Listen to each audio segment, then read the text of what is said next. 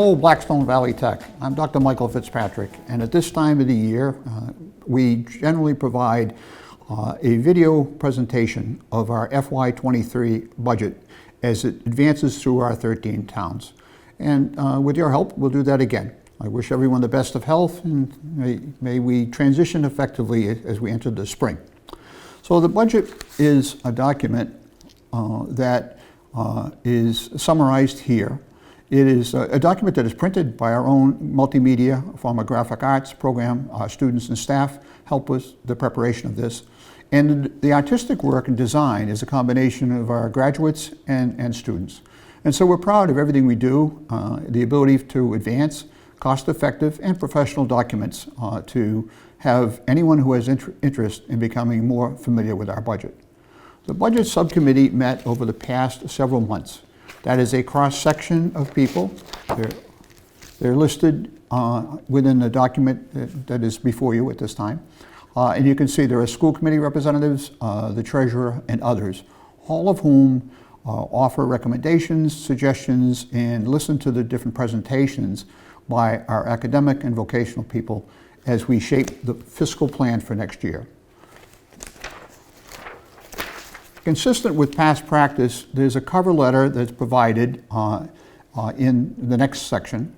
And that cover letter is authored by me, and the intention is to make its reader aware of some of the major changes and subsidies, or what we might call reduced opportunities of the impact. All right. So in this particular year, we have a number of things which I'm convinced the finance committees will view as good news. Hopefully the select persons and town managers as well. The first thing that happened is the governor produced the new budget for FY23.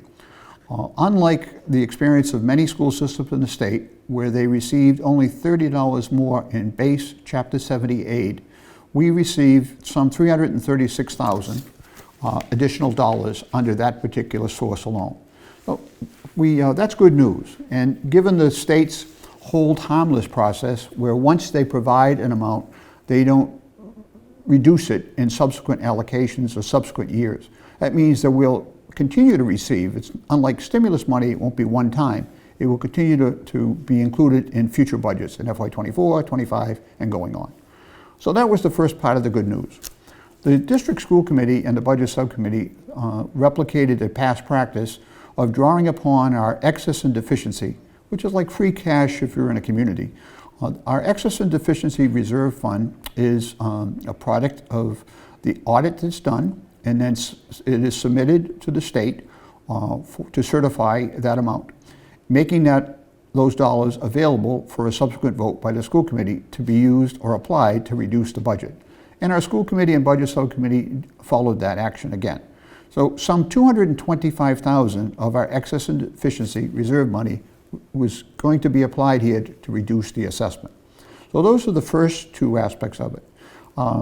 In addition, last year we anticipated, of course it was a COVID cycle, that the reimbursement under regional transportation, some refer to that as Chapter 71 from the state code, would be somewhere in the vicinity of 80%. But it turned out that reimbursement was calculated for us at 96%, which is another indication of the cooperation we enjoy with our bus provider and the way we met the state standards. The 96%, which is kind of an all-time high reimbursement level of transportation, gave us additional money. And we're drawing upon some $200,000 or better of that to also reduce assessments. In addition to those subsidies, the three I mentioned, we also have the opportunity to pursue competitive grants that are consistent with our mission. These are grants that Valley Tech has earned, some 1.8 million of them, that they are solely directed at us. Then we don't take credit for money given to other people or other systems. And that has allowed us to add significant resources without asking for them to be included in the budget that goes before the towns. In addition, we benefit from our vocational technical people, as well as a committed facility staff that continue to protect your building. Recently, we had a colleague step in and said, wow, it must be nice to function in a brand new shiny building. Well, frankly, this building was built when Dwight Eisenhower was president. But the manner in which we protect it, care for it, and consistently improve it might give somebody the impression that it's newer than it is. But we value the investment you make in us, and we will continue to take care of that. As you work your way through the budget book, the next section identifies the sequence of steps relative to how our budget is built, advanced, and then approved. It should highlight to its reader that this is a very transparent and somewhat sophisticated process with multiple rungs on the ladder. It's certainly not a simple one, but it's one that serves as an example for many. It is not uncommon that I receive, in my 29th year as your superintendent, requests from other colleagues for a copy of our budget or respond to questions about the budgetary process. That is not to suggest that we don't feel we can make subsequent improvements and enhancements in what we do. It simply is an indication that colleagues are inclined to reach out to veteran people like myself and build upon the process that we've used, that you have consistently supported. In fact, over the 28 years of the budget presentations so far, almost every year has been unanimous support. We hope once again we earn that in this cycle. We do not hesitate to provide answers to any questions you have, and certainly are making presentations to the finance committees and other settings across the district. This, of course, program will be provided on our website, but we will continue to provide you with any information you might need.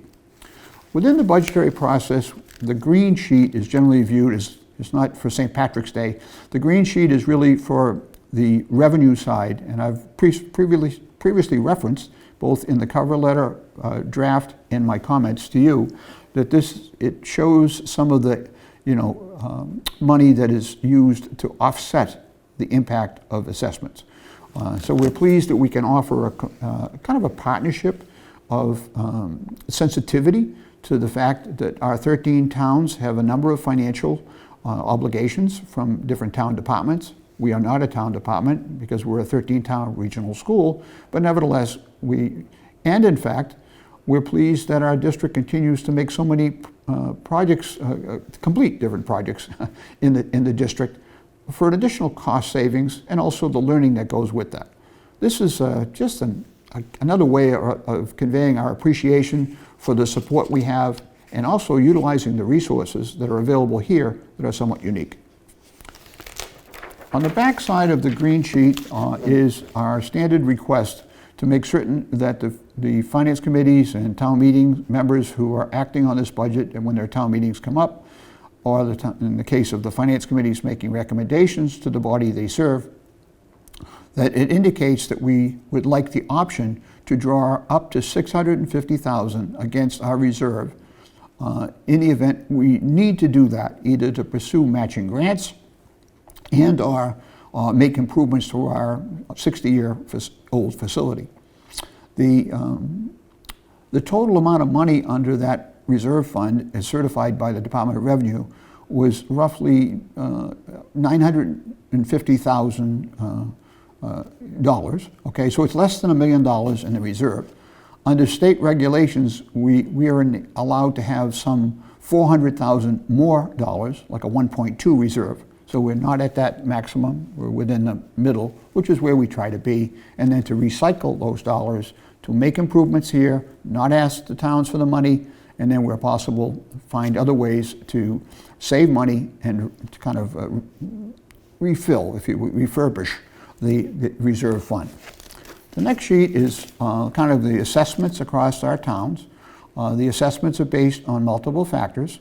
Ever since 1993, they've been driven by a combination of the state's determination of each community ability to pay. That's based on the real estate values of a given community and the wage earning of a given community. So that, and in addition, the state continues to look at the enrollment. So that plays a part, but it doesn't totally control the amount which is asked for each town. Each town has been notified of an absolute minimum obligation by the state, and we have built that into our budget. And we have some additional costs that we ask to cover the expenses that we have. We have no other place to go other than to you relative to the support to cover those expenses. We ask for the budget in a consolidated one-time request. We don't come back. Regardless if our predictions, our forecasting turn out to be not accurate, We certainly hope that's not the case, but as far as state revenues or other revenues, we have built a budget that will cover all expenses, allow us to continue to move forward, allow you to continue to witness the success of our students, make a commitment to our staff. It covers all contracts. Within this particular budget, we have several. We have the bus contract for the next 5 years. That's completed. We have the third year of the collective bargaining agreement with the teachers and others. We have all known expenses so we don't have to deal with variables. Anytime you can reduce the number of things you have to predict, your accuracy is certainly much better. The next section of the budget book is the debt. We're down to 3 years remaining in the debt, and then the debt is totally paid off. That debt was attributable to the 2008 expansion renovation effort, which was substantially reimbursed, 75.5% reimbursed by the state. And that money, again, went back into the system. The next page is, in fact, a summary capsule of the line item series that are included in the budget that we need to report to the state and is monitored by our auditors. In fact, the cost of the audit is also included as required within our budgetary package. The pages that follow that are referred to as line item series definitions with little summary overviews of what's included. Frankly, when you look at the major change of staffing, there really is a change of one FTE, which is just full-time equivalent, or how many new staff members are you requesting. It's really, there are bits and pieces of staff that will be expanded relative to covering special education situations or others, but in the final tally, it really comes down to one additional teacher, and that's an additional plumbing teacher. So we're glad to see that the plumbing program, like so many of the others, is increasing its enrollment given the need for that occupation. I'm going to kind of give you a chance to kind of scan through the sections of the budget that break it out individuals. And then as you move to the back section, you're finding a section called Return on Investment. This particular page is our effort to summarize some of the incredibly successful stories, documented empirical results that are attributable to the investment that you've made at Valley Tech. They reference the fact that while certain school systems celebrate if they are successful in earning one gold merit activity in the Skills USA Gold Award, it's almost like an Olympic activity. Valley Tech students earned 8 different skill awards at the national levels. Pretty remarkable development, but an indication of the commitment of our students, the extra effort of our staff to prepare these individuals to compete nationally. Right. You also have where some systems decided or kind of anticipated that with COVID, the state would likely maybe reduce or not even conduct the high accountability of the MCAS testing, the high stakes testing that our students and all students in Massachusetts have to earn have to complete successfully to earn a high school diploma. We decided that we should not anticipate that the state would renege or ease the throttle on that program. And so we strengthened our remote and in-person learning wherever we could, given the Board of Health regulations. Made a full commitment to have our students prepared, and it paid off. Once again, if anyone looks at the charts provided by the state, this is not self-boasting, this is state documentation, it would confirm that we have some of the highest scores in MCAS across the board. It also talks about some of the projects which I mentioned that are done in the community that students oftentimes include within their portfolios. It talks about the commitment that the colleges and universities have made to recruit our students, and industry relative to scholarships, and also again makes reference to some of the grants. So the graduation rate here is nearly 100%, and the completion rates are 100%, and the dropout rates are near zero. Yes, the students feel very fortunate to be part of our student body, and therefore nobody leaves. And we're glad to see that they make that commitment to stay with us. Within the documentation, you'll see, for the benefit of those Finance Committee members who are less familiar with the way in which we do our budget, that we have a good 15 or 16 cost items that are included in our budget. We have no ability to ask the local community to accept responsibility for certain expenses, the insurances or advertisements or legal or so many others. So they're all incorporated in our one-time request, which allows us to operate under the fiscal independency that you would expect, but we must plan to cover those costs. You'll see the fact that we listed some of the cost containment issues. There's no question when you have the degree of equipment and technical talent that we have within the campus that we can do things that a non-vocational school cannot. Whether or not it's maintaining your own vehicles, many of our vans are used by our students and staff to do visits into the community, to do projects. The vans are oftentimes subsidized as far as the cost of fuel and other maintenance expenses by local banks and credit unions who have been great partners to us, again, showcasing non-tax money to cover that expense. But the vans are then used to do projects or complete affiliations or to expand our classroom environment. So all of that is summarized, and the ability to do these things is, the fact that our staff are willing to go beyond the teaching aspect of their defined role and assist us in these projects is noteworthy. That does not happen everywhere, but in the Blackstone Valley it does, and it's another indication, I think, of the appreciation of the confidence that you've placed in our district. You have a snapshot of the grants that have been secured as of this presentation, but we're in the mix for a whole variety of others, and we will continue to do that. Grants are a great way to enhance and strengthen, particularly equipment and tools and processes, so that our advisory committee that consists of hundreds of practitioners in the trades who make recommendations to us of what is new in the learning, what is new in the trades, that we can add that to our repertoire of what is taught.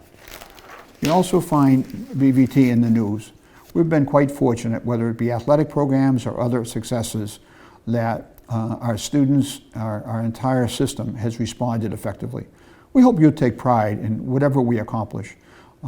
Clearly, it could not be, we could not put the resources in place without your support, and we're going to continue to pursue that. That summarizes the budgetary process and the package and requests that we're making for FY23. We're embarking upon the usual pilgrimage, if you will, where presentations are made, questions are answered, and we hope we've earned your confidence and your support. Thank you so much for your previous support, and good health to everybody.